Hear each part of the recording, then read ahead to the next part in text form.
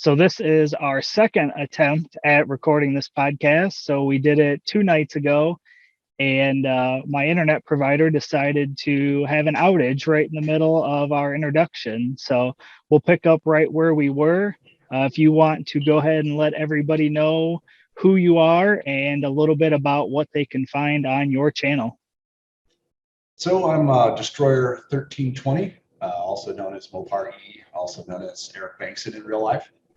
Yeah, man, just started a channel because, well, first of all, my kids said that I couldn't do it.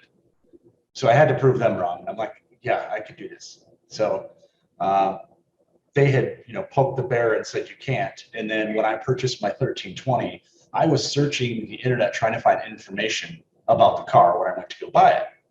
I could hardly find anything. There was like one video of a dude doing like a burnout or something. There was no information.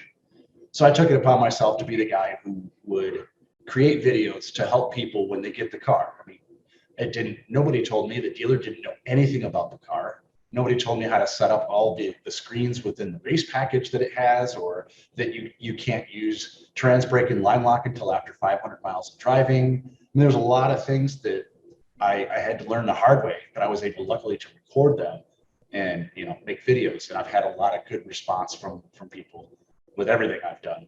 So yeah, I got about 100 videos on the car. It's kind of played out. So that's why you see me doing more live stuff and doing car events. And the gist of Destroyer 1320 is it's a car guy's channel. It's every brand, every make, every type. The only allegiance I have is to horsepower. That's it. And just the community of car people that we're involved with it's like a second family. They're just awesome. Yeah. I don't know if you have the same experience, but. Yeah, definitely. I've seen a lot of different people I've met through your live stream and through Narx's live stream. And I think I mentioned to you before, but really, you're probably the first person I had talked to when I started my YouTube channel. I was on a road trip listening to Narx's podcast about Rocky Mountain Race Week. And I think you were on there, and you talked a little bit about giving tips for new YouTubers, and he was talking about Rocky Mountain Race Week and asking you what your favorite track was. And I don't remember which track you said, but you said it did have a feel like your hometown track, which was Byron. And in the car, I'm like, whoa, I know exactly where that is. So I actually replayed it, listened to the whole thing again. And then as soon as I got home, I messaged you and I said, hey, I'm, in the Midwest near where you grew up. This is my channel. If you got any more tips, please send them my way. And both you and Narcs have been nothing but helpful ever since that day. Never took a second to, or you never thought twice about giving me and anybody else help with growing our channel. So that's been awesome. I really appreciate that. No problem, man. I went the road alone, and I know Narcs did as well, up until the point I was getting ready to go with my brother, Dan IT guy, to Rocky Mountain Race Week, which is actually where I met Parker Mitchell. You're not to spoil it, but big guest is coming. Yeah. But I actually met a lot of really cool people out there, and I was searching like you were about Rocky Mountain Race Week to find out, okay, who's going? Is there a smaller YouTuber, that I could go and meet and start networking with that's going? And I reached out to a couple of people, and the only person who responded was Narcs. And we started talking back and forth, and that's when I met him out. I don't remember which track it was. It's been too many beers ago. But yeah, we met up and just started having a blast. And it was hanging out with a fellow car guy. We love horsepower, beer once in a while, and pretty ladies. I mean, what can go wrong? And that's kind of the best thing about the whole YouTube and social media stuff in general is you're meeting people that you would normally talk to if they were in your own town. But now you can meet different people on different sides of the world that all have the same passion as you do. Oh, exactly. Yeah, it's been really cool, and Narcs has helped me as much as I've helped him, and so have you guys. Just it's cool to you guys. As soon as I say, hey, you want to come on the live? Yeah, no problem. You're right in there. You jump right in. I mean, it's it's cool to see the camaraderie between all of us and the growth. I mean, we've all grown a lot since we met. Oh yeah, absolutely. So when did you actually start your channel? How long ago was it? I started my channel July 29th of 2019. I wrote it on the wall in the garage. Oh, awesome. The first day I was doing it, I'm like, there you go. And it was actually I think the first video I had that I made that day was when I brought this car home, the Destroyer 1320 Challenger. And as soon as I brought it home, I realized when I got it home, when I test drove the car, I didn't even have it. There's a button for drag. And if you go in the settings, you can change whether the motor is in race mode or eco or sport, or you know what I mean? There's a bunch of stuff in there. Everything was set to like sport. Nothing was set to drag mode. So I realized that. I made a video on it, said, hey, by the way, if you could test drive one of these things, go to this screen and make sure all this stuff's turned on, or you're not going to feel anything near what the car could do. I took it back out and drove it, and it made me very happy that I had purchased that car, because the butt dyno was really kicking in that day. That's awesome. And then, so for those that don't know, you do a weekly live stream. I know you kind of touched on that a little bit. So what's kind of your plans behind that? You going to continue doing that? And I know you tried something a little different last night. I don't know if you want to talk about how any of that stuff went. Yeah, no, I do a live every Tuesday. It's what is it now? I think it's 7 p.m. your time. We're only an hour apart, I believe, from Arizona. Yep. So 7 p.m. Central Time every Tuesday until the time change. But I never change time because I'm in Arizona. So it'll be 8 when the time changes for you guys. Oh, that's right. So I always stay the same time. But I just started that live, and I had been on a bunch of different people's lives. And I started using StreamYard like everybody else was using. And it's really easy to do. If anybody is a new YouTuber, I highly suggest starting out with StreamYard. Don't use OBS, don't use vMix, just start out real simple with StreamYard. You can get a free version or a paid version. And I just wanted to have my own show, because there was people I'd get on, and I still do. I get on panels of people. We have 6, 7 people all talking and hanging out, and it's really cool. But I kind of wanted a throwback show, like almost like my own talk show, but it's about cars. And then doing different segments. I do Car Guy Corner, where we make fun of memes and, just whatever.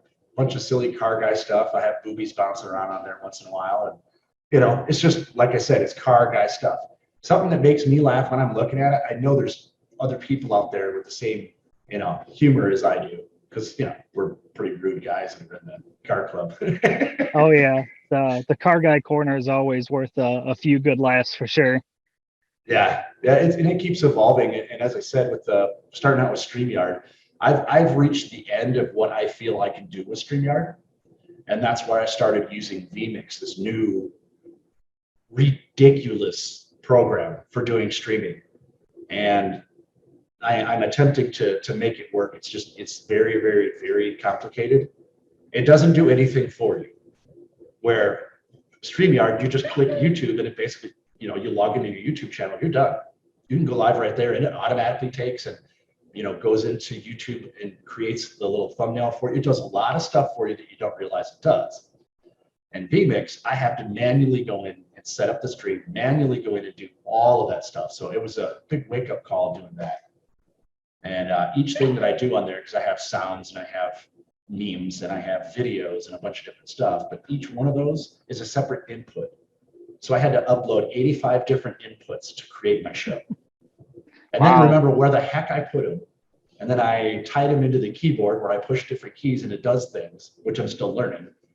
But it's very involved, but it's limitless. The next thing I'm going to attempt to do, you heard it here first, I'm going to attempt to have the old school phone number go across the bottom of the screen and have you be able to call into the show on your phone. Oh, nice. Which is a throwback, but I think that's cool. People who don't want to get the camera out and blah, blah, blah, they can just call in and, chat about whatever the subject is. So, right. It's cool. Just an evolution, try and get better and better, and do stuff that other people aren't doing, and show people, look, here's what you can do if you really, I mean, it's taken me a month to get to where I'm at with that software. Oh, really? Yeah. So it's anything worth, that's going to be worth doing is hard. So you're going to continue using that then? Yeah, I kept StreamYard, and I think maybe when I don't want to stress out, I'll use that. Or if I want to just do a panel of people and have a conversation, that's a great platform for that. But for Yeah. the lives, I'm gonna try and get that one working better. But Yeah, I haven't messed with StreamYard yet, but I know that's something that I plan on doing here in the future. And I know you have a subscription on your YouTube channel as well. And if people sign up for that, you've actually got a kind of tutorial video going through how to use StreamYard too.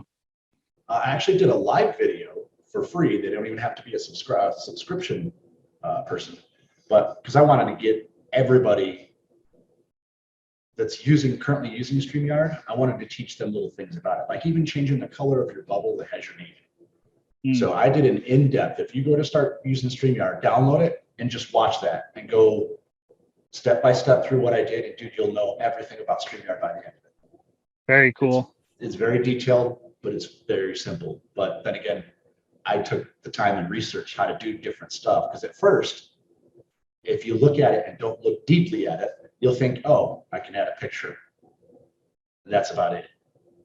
But then if you look at the little question marks, there's more in there where it says, oh, you could use a JPEG, a PNG, or a GIF. Oh, a GIF is animated. Okay, so I can do animations. And then you realize, wait, it doesn't have to be, there's a video section. You can add video clips. And yeah, it evolves very rapidly once you get into StreamYard. Yeah, you seem like you did some pretty unique stuff with it. So I'm looking forward to messing around with that, especially now that we're getting into winter here in the Midwest. Means a little less time out in the garage and more time doing these kind of podcasts. And I want to continue doing the podcast because I really enjoy these one-on-one chatting with car guys. But I do want to get into a little bit of the live stream because I think there's benefits for your YouTube channel if you get into doing some of those live streams as well. Oh, for sure. And there's people who just, and I know I do at times, like, you know, even after dinner on Thanksgiving in the evening, if everybody's doing their own thing, I'll come out and I'll look to see who's live. Instead of trying to find a video, I'll look to see who's live because then you're actually talking to people. You know, Right. I mean, it's cool to watch videos, and I usually find new people through other people's lives and then go watch their videos. But there's times you just want to see what people are doing. Yeah, So because you live don't is a really cool way. have to be on the channel. You can just be in the chats talking Yeah, to the other people that are in the chat as well. yeah, exactly. So, what are your goals for your YouTube channel and your social media in this upcoming year, 2022?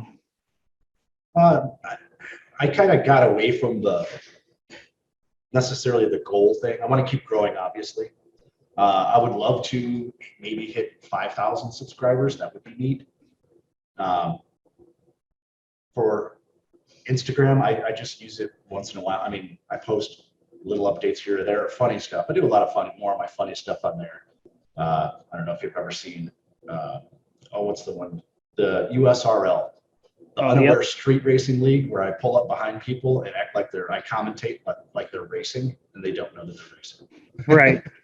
But you think about it, at a stoplight, when people take off, they're technically racing. They just don't know it. Yeah. Yeah, because if I'm in the lane, it's can I tree the person next to me for sure? Always, I always do. That must be the car guy in us all then. It is. I don't care if the shopping cart goes past me. I got to catch it. But no, as far as a goal, I stepped away from the numbers thing because just like Narcs, I know Narcs really got frustrated. Got to the point where he was just ready to be done with all of it. If you put that type of pressure on yourself and forget to have fun, you'll stop it. You won't do it anymore. So I really just want to focus on the fun aspect and helping other people have fun as well. Because nowadays you can't turn on a radio or a TV without somebody telling you what's wrong. Nobody has a Absolutely. good story or a happy time about anything. So that's kind of what I want to keep pushing that towards is the outlet for people who just are tired of hearing the crap.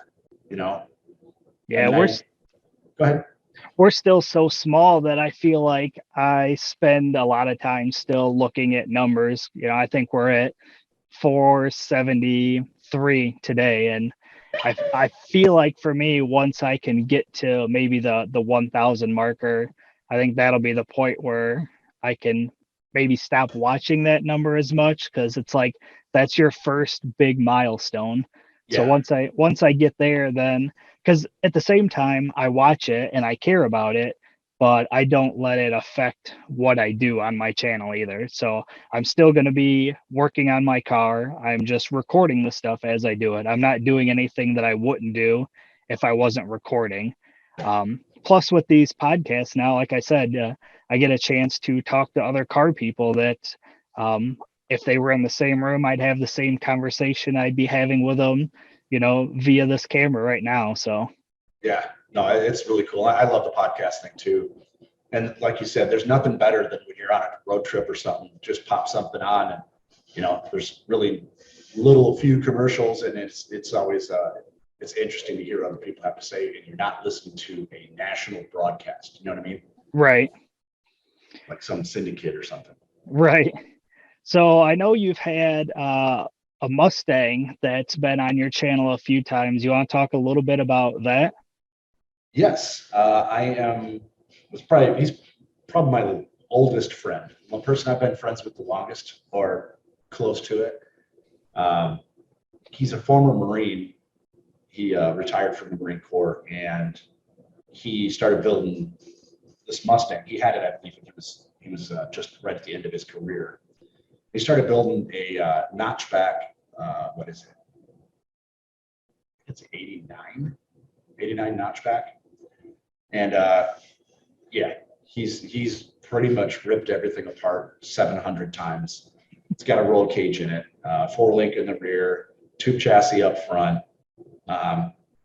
We were out playing this year. We always go to the track and he gets as fast as he can before he gets kicked out. And then the last run of the night, he cranks it and runs like a 9 something. He runs like 990s and gets kicked off the track. But we were playing with it and it came back with a little bit of a tick. We were like, uh-oh. So we pulled the valve cover off and he's like, maybe it's just the rockers or something. So he's checking everything out. No, he had a lifter that just got waffled. I mean, it stuck and that was it. And he runs nitrous. So Wow. that didn't bode well for the motor. It made the hole kind of oblong. So basically the block had to be rewelded and fixed again, or he just was like, all right, that's enough. So he purchased a Man of War 427 block. So Wow. Very nice. he bought the short block, 13.5-to-1 compression, monster cam, 6 something lift, and he's got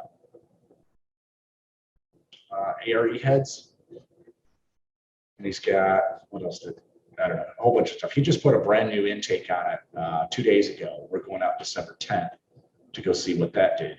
He's basically seeing if he can hit the 9s naturally aspirated with that 427 before he hits nitrous. He's got a 400 shot he's going to put on. I'm jealous that you guys can go out in December and do that stuff out there. Oh yeah. Well, it's funny because everyone's excited, like, wow, you can go racing year round. We can, but the local track, I do know who manages it. Let's just say it's a little bit mismanaged. And they shut down after December 10th and don't open until like almost the end of January. Really? I'm like, that's the best time of the year to race out here. It's like 60s for a high. Right. I mean, especially if you're perfect. in a boosted car. That's like the perfect weather for a boosted car. Oh yeah. Yeah. The DA is absolutely amazing. So does he get kicked out fun. because he doesn't have a certified cage Yeah, his cage isn't certified. He has a cage. He just hasn't taken the time to get it, basically stamped NHRA approval or what have you. Right. Now, if he was racing on a non-NHRA sanctioned track, he'd be fine. But that's all we have out here now. And they're supposed to be ripping it down and moving it actually closer to my house and building a whole brand new park out here. So that would be absolutely amazing. Yeah, that'd be cool. So is that at his house where you work on that, or a shop, or because that's not at your place, right? No, that's at his house, and he actually fills nitrous bottles for people at the track. So he started his own company called Project Nitrous. So he has 4 Muller bottles of nitrous in his garage. Okay. Yeah, I think I've seen him in the comments quite a bit on your live streams. Yeah, yeah, he's a good dude. He's uh he's like a mad scientist when it comes to all that. He's been a mechanic basically since he was born, but then he went into the military and was a mechanic all through the military. He's pretty Okay, much been a mechanic his whole entire life.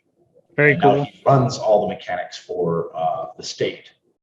So yeah, he's done a lot. He has some interesting theories and some things that he's learned from old timers, I call it. You know, the old timer knowledge where you can't really read it in a book unless you've done it. You won't have that little bit of knowledge. Right. And when it comes to setting up the suspension or checking the pinion angle or like all the small nuances that people totally forget about when they're building a car or when they're trying to get it set up for boost, where you can't have anything out, even a skosh or its curtains. The bearing in something is going to go, or they're just everything could end up in shambles in a hurry, cost you lots of money. So Yeah. he's taught me a hell of a lot about setting all that different stuff up to make sure when you're done, it does what you want it to do.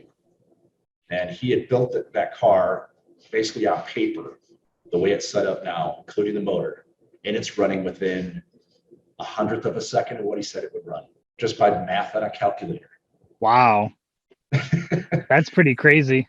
Yeah, yeah. He had all new suspension and everything. He tuned the suspension at home before he even went to the track. He Wow. had to change, I believe it was the passenger side shock. He had to adjust like 2 clicks. That's it. And it's dead straight now. That's Just, awesome. yeah, it's scary when you see somebody with that much knowledge. You're like, dude.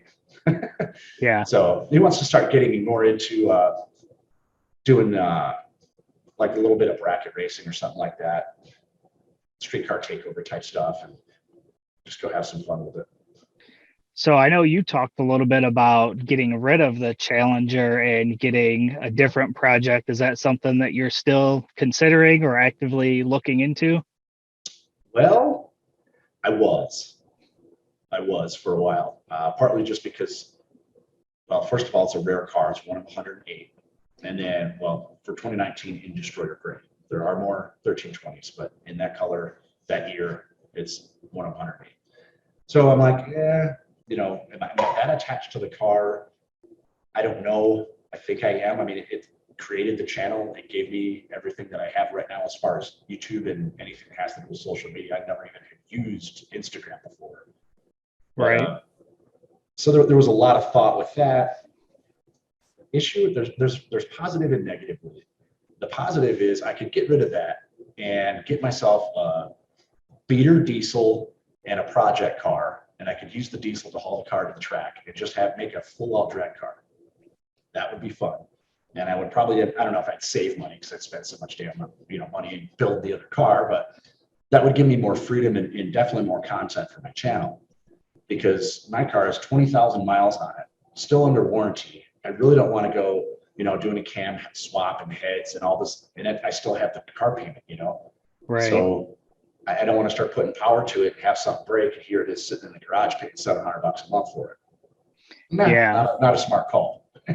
Plus you can just get in it and drive it, and it's a really nice daily for you that you can drive pretty much year round with the weather that you guys have. Oh yeah, yeah. I drive it year round. I don't even take the NT05s off the back. I drive And it year round with them on it. and you can go take it to Rocky Mountain Race Week, and you can take it on dragon drives, and on your YouTube channel you've taken it to the track multiple times. So I agree. I think it's a good setup, a good car. I mean, if you really wanted to, you could go pick up a cheap $1,000 car or so to to build for content, but I don't, it's not something that I think you have to do either. Yeah, and that's, I don't know. I don't know what I want to do because it's fun. As you said, this car, I mean, it has every creature feature in the world. Plus, it's a drag car. I mean, it's a factory 11.6 car in a quarter mile. It's ridiculous for being a factory car. And how much faster do I want to go? You know what I mean? Exactly.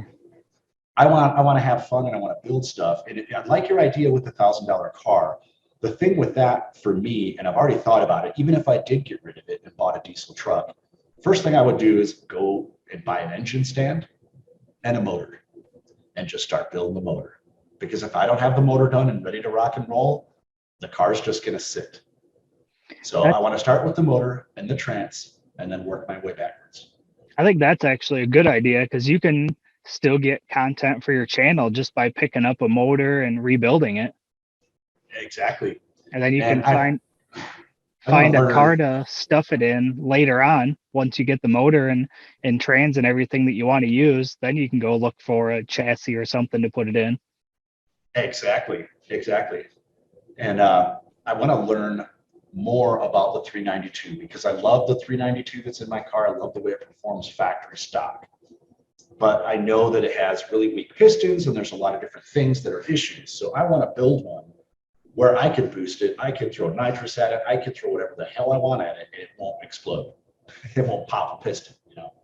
Can you find those engines at a decent price to get one to work on? I feel like those would still be fairly expensive to get a hold of. Yeah, definitely would be pretty expensive to get a hold of. I did talk to a fellow YouTuber named TK, TK's Garage, and he has a crate 392 sitting there. He's not putting it in anything. He just is holding on to it. It's just sitting. He's like, I got one if you want to buy it. I didn't even ask for the price. I'm like, no, because I know me. I'm a now person. So if I know the price, it'll be like, I'm going to figure out how to get Yep. it.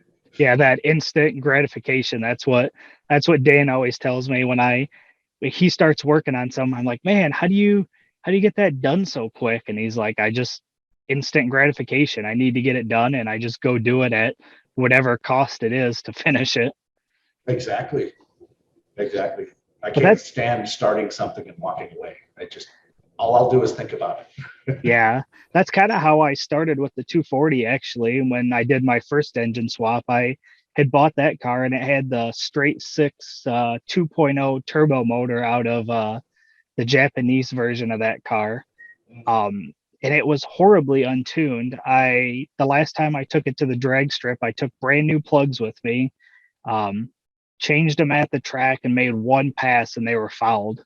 And that's when I was Jeez. like, yeah, that's when I was like, this engine is it's cool and it's fun and it's Nissan in a Nissan car, but now I got to find somebody to tune it and I get an aftermarket ECU and now I'm looking at companies in Chicago and I'm like, man, for all that, I can just LS swap it. And Yeah. I watched a lot of drifting and when I got the car, I thought I wanted to get into drifting. I did a little bit of it with the old motor. Um, so I just finally one day I had enough and I go, I'm just going to do it.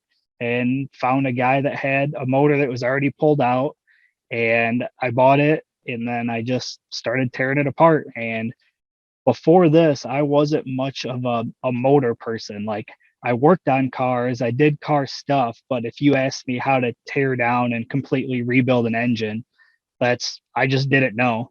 But I'm definitely a hands-on type of person and I just went into it and started doing it and take one piece off, make sure you know what you're doing, move on to the next piece. And obviously now we've done what, 3, 4, 5 Yeah. rebuilds on these LSs now, but that's how I got started and just started with an engine and the car ran and drove. So I left the car alone until the motor was done. And then I bought all the swap parts I needed and then one winter, I had everything I needed, and I was like, okay, now's the time. I have everything I need. Pull everything out, sell everything I had, and start putting it in. And that's that's how I ended up with the LS Swap 240. That's awesome. Yeah, and look where it took you. Now you're into, your channels, all sorts of different, live feeds and stuff for multiple platforms, and then it's pushed you into your your new inventions, The your the covers. Yeah. Yep, the trim rings. Yep. Yeah, so I like that idea. I think if you can find a motor that you want to build for something, start with that, and yeah, that'll get you a little bit of content here and there. And obviously, you still have your weekly live stream, so you're still getting content every week. So Yep. For sure. Yeah, well, the only other thing I have coming up now in January is Barrett Jackson, which Oh, is always a blast. yeah, that's right. You do go to that. Do you go to that every year? I know. I think I've seen you talk about it multiple times. Yep, every year since I've been doing YouTube. So I went the last 5 years, but I only recorded the last 3. So, but it is, yeah, it's eye candy as far as you can see. I mean, you have to have almost the full 3 days that it's open to see every car. Really? There's over 3,000 cars there. Wow. And that's just like the Good Guys car show that I just got back from this past weekend. That had 3,000 cars. It's in the same place as Barrett Jackson. Okay. It's just the level of I don't know, the builds at Good Guys are probably, they rival Barrett Jackson, but Barrett Jackson, everything's for sale. Yeah. Right. And you get, all the celebrity builders are there. Ken Diggett and all those guys are walking around. And I met, what is it? Three Lefts Don't Make a Right. It's a live podcast on Garage TV, Okay. hosted by Lou Santiago. And I got to meet up with Lou Santiago and do an interview with him and talk to him. And, for me, it was like the childhood dream because I'd watched him on Muscle Car TV every single Saturday morning when growing up. And so it was pretty cool to get to meet him. And he's just as cool as you'd think he is. Actually cooler, I think. Awesome. Have you ever gone there and actually considered buying anything, or is it strictly just going there to window shop or just kind of see what's all there? Absolutely not at Barrett Jackson. The prices are ridiculous for what you're getting. Yeah. It's what drove the price of all these older cars up. Now, Good Guys, there were a few cars there for sale that I was like, ooh, I could do that. If I had gotten rid of my car, I definitely would have probably purchased something there. You get a way better deal. And I don't want to say it has more affordable cars there. Let's just say that. Gotcha. Have you I call it ever? real person cars instead of, I spent $500,000 building this car. Yeah. Have you ever been to the Volo Auto Museum when you lived back here in the Midwest? Which one is that? It may have changed names. Or has it It's always been Volvo? I don't know. It's in Volo, Illinois. So I I would haven't been to assume. that one. Okay. I know they had a lot of classic cars for sale there as well. And it's been years since I've been to it, but it's another pretty cool place. Yeah, being a Mopar guy, I used to go up to Nostalgia Lane out in McChesney there. I don't know if it's still open or not, but Nostalgia Lane, it was mainly Mopar based. There was a couple Chevys and Fords in there, but a lot of Mopars. I would just go in there and just drool over all of them. They're rebuilt classic. Where was cars. that at? It's right off. What's Was the it main off road that goes through? 251? 251. It's right off the 251. There used to be a club out there, a dance club. Was it going? Oh, blue suede shoes. Yeah, I think it was Blue Suede Shoes by the time I've left. But yeah, it was all kinds of things throughout the history. We used to go there as kids, but Yeah, I think it's a church now, actually. oh, no kidding. Perfect place for it, huh? No, it's on the same side of the road as that. I don't remember exactly what road it's off of, but I used to go there like once every couple of weeks and just, broke ass little kid driving up there going, look at these cars. Oh my God, it's kind of heavy. Yeah. Have you ever been to the what's the other auto museum up in Roscoe? I have been to that one, yes. I can't think of what the name of that one is, but that's another pretty cool one that even a lot of people that are around town that aren't maybe not huge car people, but there's a lot of people that I meet that have never been there or even know it exists. Yeah. Yeah, I've been to that one a couple times. That one's sweet. It's right at the chassis shop too. I don't know why I'm drawing a blank on all the names, but yeah, it's right there. I am too. After today, it's just, my brain's like, okay, we can shut it off. Time for turkey, football, and beer. Yeah. So the only last thing I was going to talk a little bit about is let everybody know about the parts that you are making now. So I originally started www.destroyer1320.com as a placeholder for whenever I felt like, okay, I could sell my own merch or do something like that. And I was a YouTuber call out in Texas, and I was supposed to race a guy named Light Body Nation. He had a brand new, it was 2020 Hellcat Red Eye Charger. And I knew I had no match, but I knew I could get him off the line. And I ended up racing a Red Eye, but I knew I could get him off the line and he'd have to play catch up.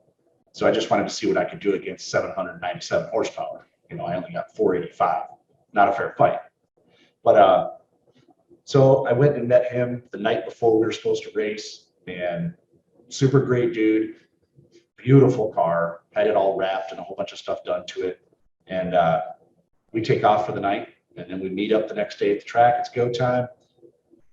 I'm in the staging lanes getting ready to make a test pass, and he comes running up to the car, and I go, "You ready to race?" And he's like, "Nope, you know, can't do it." I go, "What happened?" He's like, "They stole my car last night." He had the car 2 months. Wow. They stole his brand new Hellcat Red Eye Charger. And it was like somebody kicked me in the gut, and I didn't even own the car. Just seeing the dude, and you know, that's a big deal. You know, you buy something like that because it's an accomplishment, or, you know, it's something you've dreamed of having for a long time. You know, not many of us have millions of dollars to go buy two if you want them. So, you know, knowing the guy worked hard, and he's military as well. And yeah, it rubbed me the wrong way bad, real bad.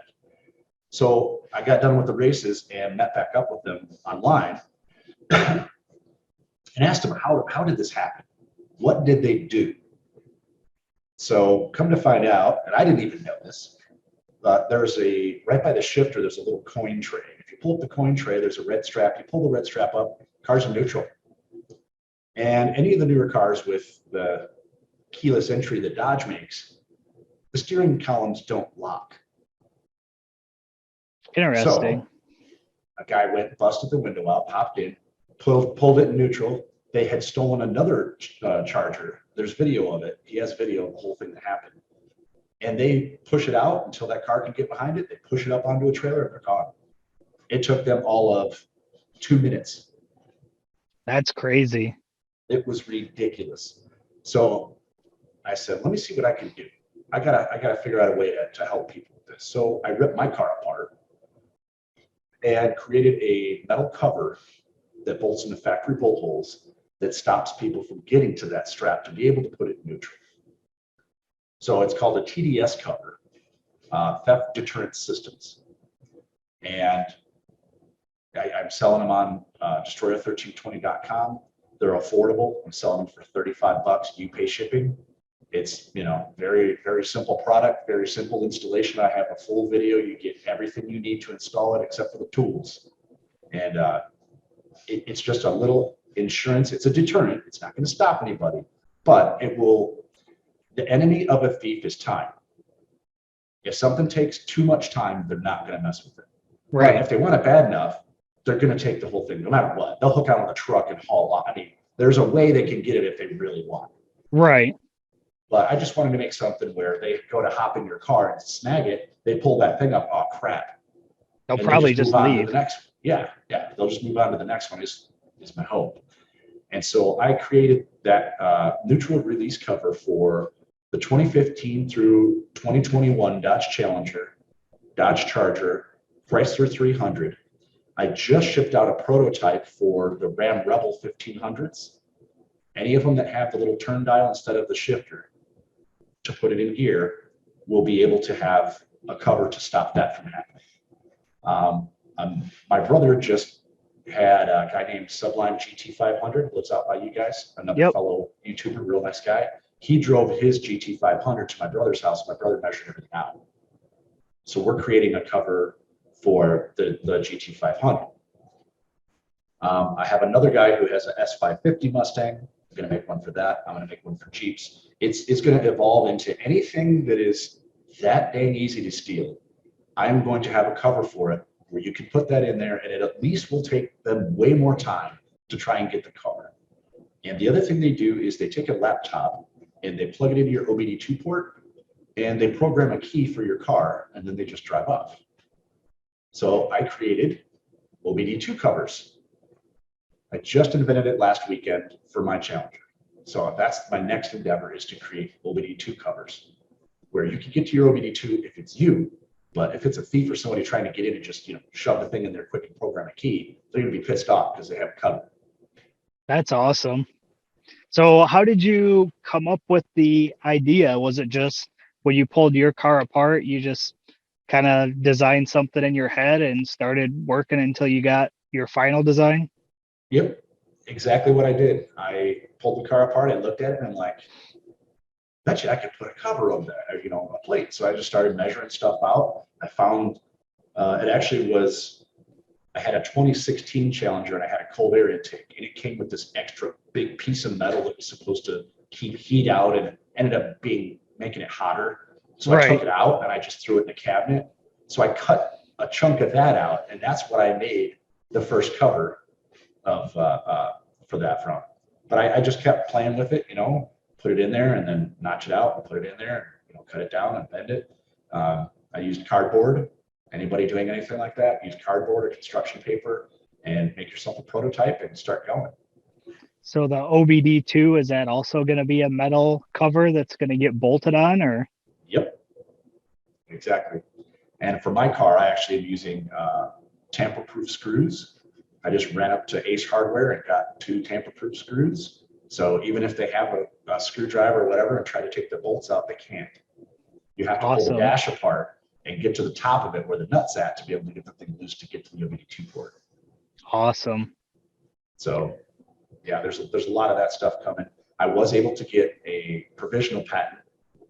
So I've already started working down that. I'm looking in the next probably 6 months to try and go full patent on the concept, the idea, and try and go from there. But I want to just continue to grow it until that's what I do, is try to help invent things to stop people from stealing them. Because eventually people are going to figure out that these Teslas are a big cell phone, and they're going to start hacking it and driving them away with nobody in it. Right. So imagine if you're the dude who came up with something to stop that. Yeah. Yeah, Dan's got I think a 2014 Ram that's got that dial too. So if you ever need something, reach out to us and we can probably kind of give you some measurements, or heck, I can 3D print something here, a design, and then ship it to you, and you can figure out how to make something out of metal too. Well, I just shipped out the first one. So all he has to do is pull the cover off where that strap's at. I'm not saying to anybody where it's at, but where that strap's at, take a picture of it and send it to me. I'll tell him if it may be the same one I just created. Okay. But it's a good thing to have. I mean, as you know, if you end up going to look at parts or going to look at something, sometimes you're in a shady area. If people know how to do it, as soon as you get out of your car and go to look at something, I mean, boom, they're gone. Right. And well, especially if it's that quick and that easy. It is. It will scare you when you start looking into it. Yeah. And like you said, it's not going to stop them, but if it can, if they pull that up and see that, they're not going to mess with it. They're just going to jump to the next one, like you said. So hopefully that, and to be able to do that, that's with any car that has the push button start. Is that what you were saying? Yes. And some of them are easier than others, but anything that has the push button start that doesn't actually have a key, there is a way to put it in neutral with no key. Because if the battery goes dead, they want you to be able to put it into neutral.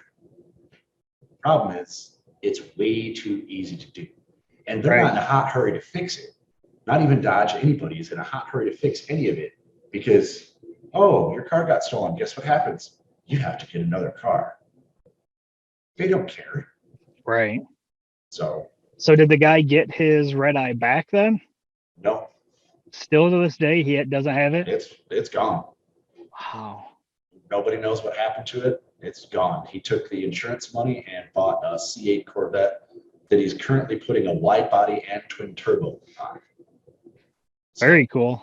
Oh, it's impressive. But that's crazy though, because that was a fairly unique car then, right? There wasn't another one like that was wrapped in everything. Yep. So it's somewhere. Oh, it's what they were doing, or what I'm hearing they do, is that the red eyes and stuff, the drivetrain is all they want. They don't care about the car. They want the drivetrain. So they're pulling the drivetrain out and selling those and then basically ditching the shell. That's Yeah, crazy. yeah, it's nuts. I don't know. Like I Well, said, anything I can do to help the car guy community, that's what I'm about, you know. yeah. Well, hopefully you can come up with some good designs. And did somebody mention in your live stream last night about a car dealership possibly reaching out to you as well? Yeah, TK's Garage actually got a hold of, well, is said in the chat and hasn't quite reached out to me yet, but he said Monday there's possibly a car dealership that's going to get a hold of me to order plates. And I tried going to a local car dealership and they're like, yeah, okay. Like, you don't understand because they're not car guys. They don't get it. Now, if I Right. would talk to the right guy at the dealership who is a car guy, who understands and doesn't have his head up his butt, trust me, they would put him on every single car they had sitting outside of the lot. Yeah. I guarantee it. And like you said, it's 30, what'd you say, 30 bucks or 35 bucks?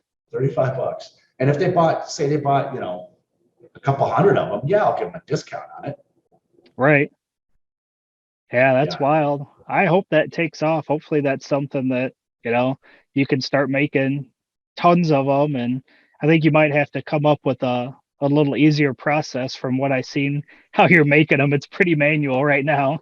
Oh, it's 100% manual. And there's either a water jet or a plasma table in my future. And then I also want to get some type of bender. I don't know what I want, how crazy I want to get, but something where it's, everything is guaranteed to be the exact same every single time. Actual manufacturing. And I Yeah. know I can do it in my garage because I'm not looking for crazy overhead until or if I get the full patent and can branch out and help much more, many more different types of cars, then I definitely would start investing more money. But right now it's a side gig, and just a little extra cash here and there is, all of us can use that. And once again, at the end of the day, I feel good when I go to bed because if I help one person, dude, that's awesome. Right. Exactly. So are you on different Dodge forums or Facebook pages where you're like Oh yeah, promoting the stuff? oh yeah, I am everywhere on the Dodge forums and on everything that has to do with it. And a lot of them I had known from creating the 1320 channel that I had and getting in with them. So, and then I touch base with a lot of car clubs, and anybody who has a car club, I will create, if you contact me, I will create your own discount code and I will give you and everybody in your car club $5 off using a discount code. There is a local challenger club here in my town.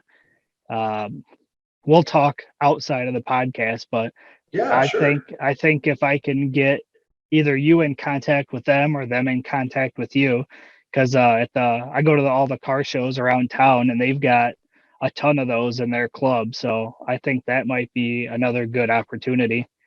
So I will do this. I will create an 815 LSx swaps or 815 LSx. That will be your discount code. And all you do is say, hey, when you check out, use this code. Okay, Done. I'll definitely do that. I'll figure out who I got to get a hold of for that, but um, if that's something that they're interested, I'll get in touch with you. Yeah, let me know. I can make a coupon code real quick. And I'm actually looking for other people that are in and connected with car communities to help sell them. I started a program with White Body Nation, and he's out on the East Coast. And him and I have a deal where he gets a discounted rate and then he sells them obviously for whatever he wants to sell them. So that's also an opportunity for that. Or people that don't want to touch it, we can also work something out where if they use that discount code, I'll give you a spiff. Yeah, So we'll have to talk about that. I've also got my buddy here that does the laser engraving. So if you wanted to do any type of laser engraving on the top of them, I could probably get a hold of him. I think it would be a really cool option to have on my website where they just contact him directly Yeah. and they order it from me. If they want a blank, they can have a blank because usually I paint them black. I use engine enamel and I do Okay. 3 coats of engine enamel just because I'm that way. I don't want it scratching and chipping or anything like that. So that would be a really cool option. They can get a hold of him and have it custom made. The other thing Yeah. I've been looking into, which I don't know how much it costs, is hydro dipping. I Yeah. want to learn everything about hydro dipping and make my own tub. I've done a lot of research on it. I just haven't taken the plunge yet. Just waiting to sell a couple more of these plates so I can get into it. Because then I'll be able to offer hydro dipping not only for those plates, but for anything, whatever Right. you want. Yeah. And you can have a little extra charge if you want a specific design or color or whatever. Exactly. But I think that would be a great marriage of ideas to Oh, get on the website. absolutely. I eventually I want to open it up where I can, offer services that aren't ridiculously priced. Because I've looked at some of the stuff, they're just gouging us. Yeah. If you look at doing it yourself and you have, enough know-how and mechanical ability, you can save yourself a ton of cash doing it yourself. Right.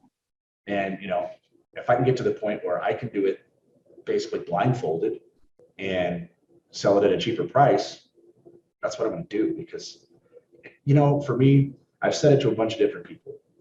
I'm not the type of person who's looking to hit a home run. I'm looking to hit RBIs all day long, all day long. Well, we all do the stuff to make extra money. So there's one of two things is going to happen.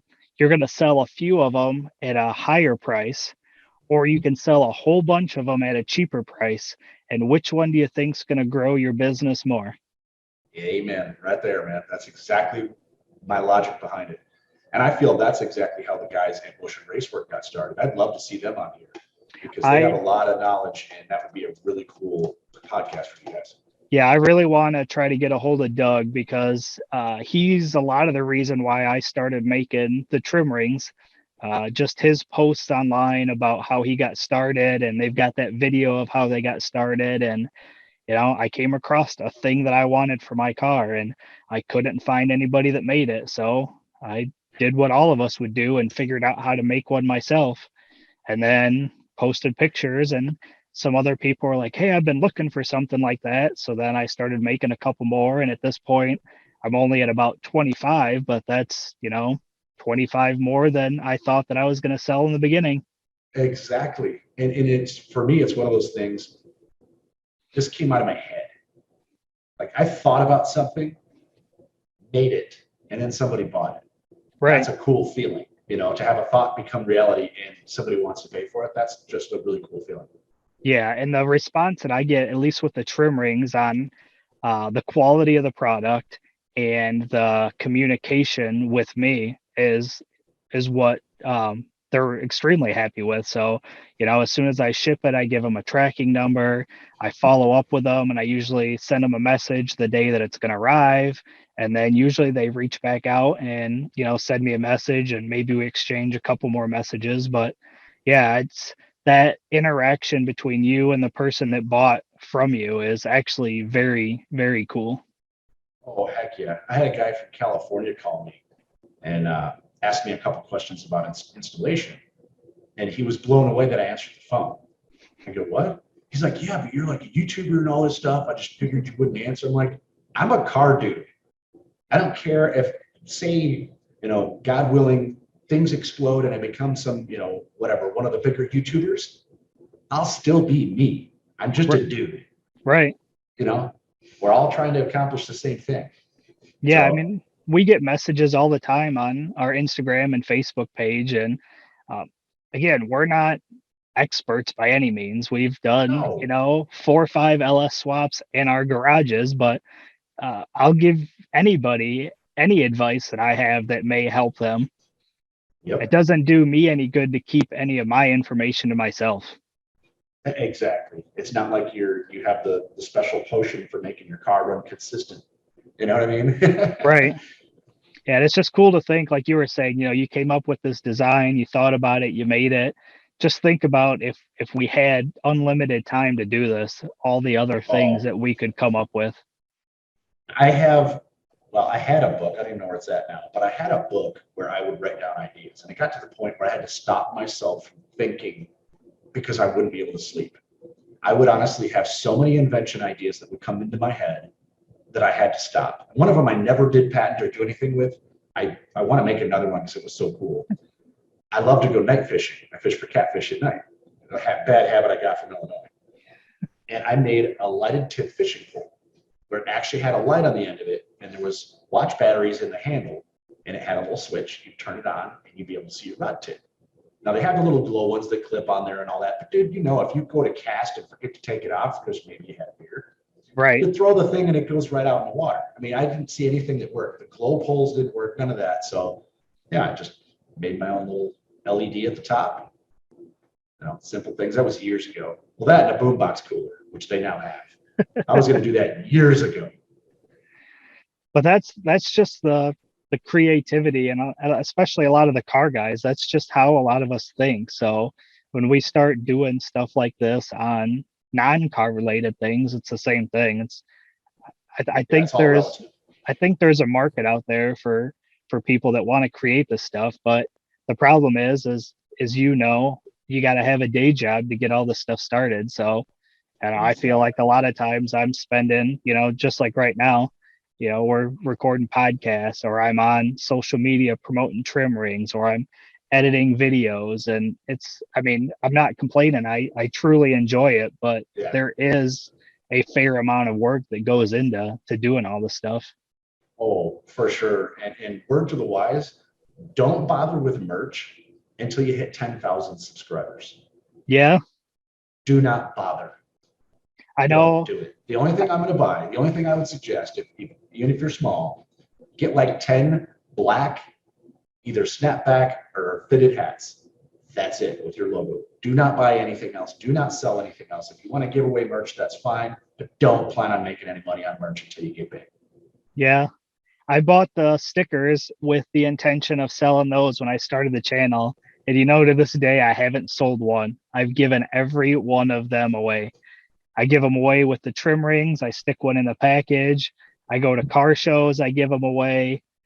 Actually, the last car show I went to at the end of the year, the best part was little kids, that are there Oh, with yeah. their parents, and they're wandering around, and I just pull a couple of those out of my pocket and give them to them, and they stick them right on their chest, and like, I don't know, but to me that's just one of the coolest feelings, that you Heck just yeah. made that little kid's day by giving him a sticker. Heck yeah, man. And it's not the stupid smiley face from Walmart or something, it's actually a cool sticker. Right. So I don't mind the stickers, but yeah, I've never tried. I've made shirts for Dan and I, just with the simple Cricut machine we got here, but we Yep. haven't tried to make or sell any merch. Yeah, it's that's a losing battle until you can do volume. It's a losing battle. I've got about $1,500 worth of shirts, and I've given away almost all of them. I Really? sold 5. So yeah, I'm giving away now. And I've changed my logo since then. And yeah, don't invest in merch thinking you're going to sell it. It's not going to happen. Hats, That's people collect hats. So for some reason, I don't know what I was thinking when I, made shirts, but yeah, I would just buy like 10 hats and call it a day. I would have Sell out of those, expected. get 10 more. I'd expect shirts to do better than hats, though. I'm kind of surprised. Nope. If you're giving away, yeah, people ain't going to buy. Yeah, everybody likes free stuff. Yep. And the that's another thing with the stickers. I know a lot of us started doing the sticker swap, so that's honestly where most of my stickers went. But I also have an entire collection, a drawer right now of stickers, because I haven't quite figured out where I'm going to put them all yet. Yeah, I've got like 5 people I have to send stickers back to because I ran out of the stickers that had my old logo and I don't have the new ones yet. So yeah, I'll have to find a company and get some made. Yeah, I know the company that did mine, and they just raised the prices on all their stuff. So I don't know who's gonna make our next batch yet. There's a company I'm looking at called zugmonster.com. ZUG monster.com. They make Okay. super cool they got stickers, banners, all kinds of cool stuff. So I do want to make mine slightly bigger. I think mine were 3x3 or 4x4. I can't remember, but I'd like to do a little bit bigger. I know a couple of places do 5x5, yeah, that's a good size sticker. but I'd also like to do like a banner. So like when we go to car shows, I've got a pop-up tent. I'd like to do something like that. Again, Exactly. that's investing in our stuff. We're not, I'm not going to sell banners, but something like that I think would be cool to have for the car shows. Yep. I want to do the exact same thing. And even now, even though you're not monetized, and I congrats on working towards getting your DBA, but you can write the banner off. You can write merch off. You can write a bunch of that stuff off. So make sure that anybody who's doing YouTube, if you're investing in it, even if you're not monetized, you use your own social security number as your business and write stuff off for that. Don't get nuts with it, but you can write stuff off as a content creator. So look into the rules and how it all works, but something I want to make sure people understand, because I know I've invested way too much money in this to not be that far. Yeah, because you do a lot of your stuff under Destroyer 1320, right? Mhm. All of it. So then you is yours a DBA? I'm waiting for the thing in the mail to come back. I just created it. It's finally gotten to the point where I feel I need it, because if you don't make, here's the bar that I have set. If you don't make $15,000 a year or more, you don't have to claim it. So until I'm close to that, then I'll really worry about it. But with the covers and that stuff, I wanted to make sure that destroyer1320.com, I could set that as its own business. Yeah, and that's really the only reason I did it right now, because we're not anywhere near that kind of money. I mean, we're Right, real right. small I'm not still, even. but I wanted to have the name locked down, and even with a DBA, if I wanted to convert it to an LLC later, I did look up you can do that as well. Yep, for sure. So Yeah, the only there's tons of info out there on it. Yeah, so this will be my first year figuring out, obviously taking payment through PayPal. I'm going to have to do the PayPal taxes and everything. So we'll see how that goes this year. And yeah, I've got everything in an Excel file, what I spent, what I made, including the parts, the packing material, the shipping. I even documented the distance from my house to the shipping place, and so Oh I yeah. don't know. I don't know what all can be used. I'll figure that out when I get my taxes done this year. But No, that's cool. Yeah, I don't know. It's going to be interesting. I use GoDaddy for the website, and it has its own built-in web store and marketing. So I'm utilizing them, and it tracks everything. But all the payments are through PayPal. So I'll have to go back through that. okay. So do you have to pay for that website then? Yeah, it's 10 or $15 a month or something. Okay. Yeah, because that's right now everything that I'm selling is just done right through like Facebook Messenger. So Yeah. I have a big cartel store set up, but I haven't done anything on that yet either. Yeah, it's fun once you get it working. It is so freaking easy. It is. It's amazing how easy it is once you have it set up and running.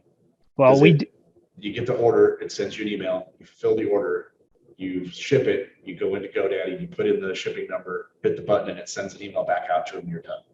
okay. I'll definitely have to look at that because we do have a website. Dan's already got that booked. It's 815lsx.com. But Nice. he's been working on building all that himself because I don't know anything about it. But we haven't had time to work on that in a while.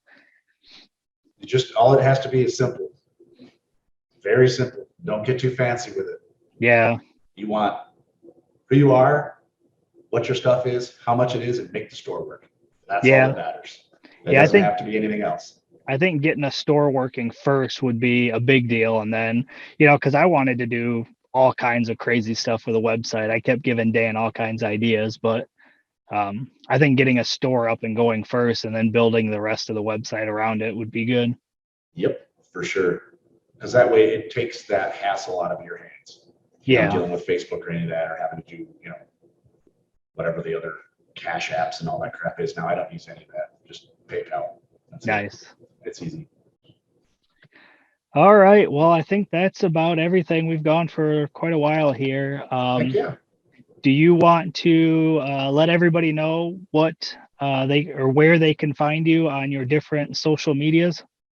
Sure. Yeah, you can find me at Destroyer1320 on YouTube, My Destroyer1320 on Instagram and Facebook. All right. And go subscribe, give him some follows, check out his live stream every Tuesday night.